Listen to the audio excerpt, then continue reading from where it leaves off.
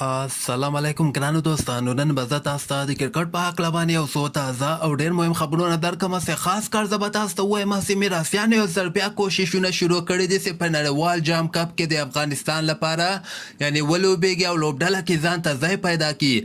بل به زه تاسو ته ووایم چې د افغانستان کوچ رئیس احمدزی چې کوم د شعیب اختر ته ډېرې سختې خبرې کړې دي.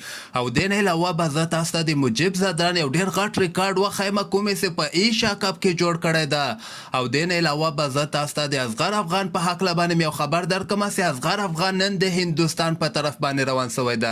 ویډیو تر اخره پورې وګورئ، په هر څه به تاسو پوهیږئ. نو راځم اول زه تاسو ته وایم چې د افغانستان کرکټ بورډ به که خیر دغه راتلونکي سبا یا بله ورځ پورې به د T20 ورلډ کپ لپاره د افغانستان لوبغاړي اعلان کړي.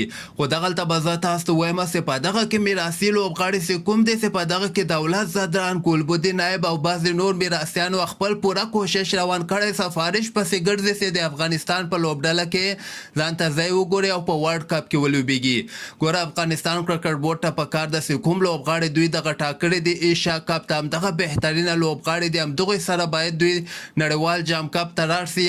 خالي دغه اوپننګ کې که حضرت الله زازي په ځای باندې ریاض حسن ته موقع ورکړي او همدغسې په میډ اورډر کې درویش رسولي ور اضافه کړي. نور بقیه ټیم صحیح د ټیم کې دومره مشکل نشته ده، خو میراثیانو ته باید نور افغانستان محتاج نسی.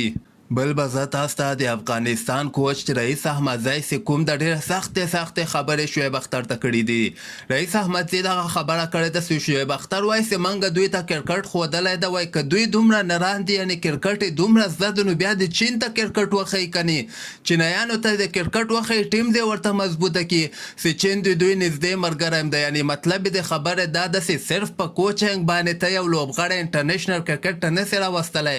کوچنګ خو یو پلین ورکول کیږي او که دوی واقعا دومره ښه دي په کوچنګ کې نو هر وارې ولې موږ نه په انډر 19 کرکټ کې د افغانستان ټیم نه هر وارې دوی ماتې خوړلې ده. دی دغسې وایي چې یو لوبغاړی کې خپله استعداد نه وي، هغه ته که ته هر څومره کوچنګ ورته وکړې هغه نه اسم نه جوړېږي. چې همدغه خبره زم کومه بار چې لوبغاړی کې خپله استعداد نه وي، خپله ورکې یعنې پرفارمنس نسي ورکولی، هغه ته که ته هر څومره کوچنګ وښیې هغه لیول باندې کرکټ نسي کولی.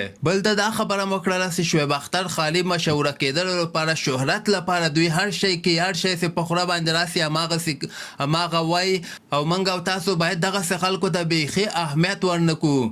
او دې نه علاوه به زه تاسو ته د افغانستان پخوانی کپټان اصغر افغان هم نن د هندوستان په طرف باندې روان شوی ده. اصغر افغان هغه لیجنډز T20 لیګ چې کوم د کوم چې هندوستان کې ترسره کیږي په دغه کې هغه لوبغاړي لوبېږي کوم چې ریټایر سوي دي، یعنې انټرنیشنل کرکټ نه ریټایرمنټ اخیستلی ده. په دغه کې د افغانستان اصغر افغان هم اخیستل سوی ده چې دغه ټیم به هم زه تاسو ته وښیم. انډیا کیپټل په نوم باندې چې کوم ټیم ده دغه کې به که خیر اصغر افغان لوبېږي.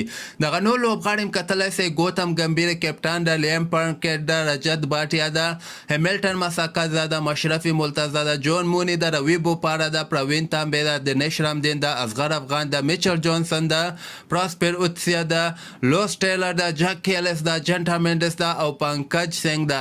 دغه لوبغاړي به اصغر افغان سره په ټیم کې لوبېږي. څلور ټیمونه دي دغلته او دغه لوبې به که خیر 18 سپټمبر باندې په هندوستان کې شروع شي.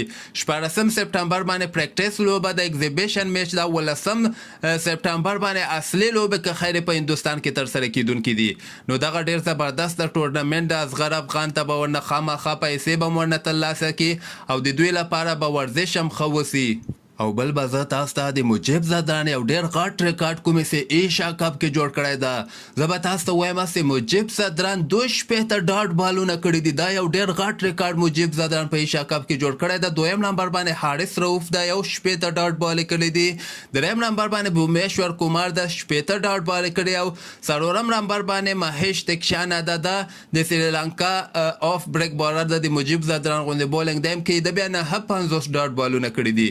یعنې که تاسو دلته فکر وکئ مجیب زدران په ایشیا کپ کې 20 اورونه ترسره کړي دي، 13 داسې اورونه ترسره کړي دي، 10 اورونه او 2 بالې داسې کړي دي چې یو رن زمور باندې نه ده سوی، چې دغه د افغانستان لپاره یو ډېر ښه خبر ده. نو همدغسې تازه خبرو لپاره تاسو دغه چینل هم در سره سبسکرایب کولی شئ.